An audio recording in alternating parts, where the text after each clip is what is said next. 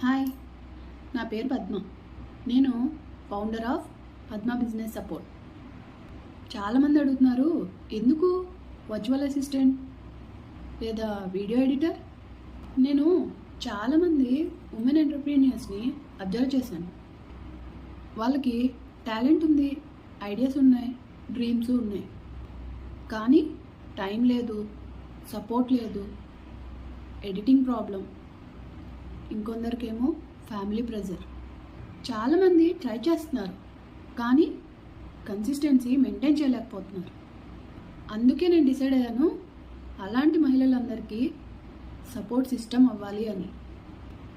అందుకే నేను virtual assistant plus video editor అనే నీష్ని ఎంచుకున్నాను.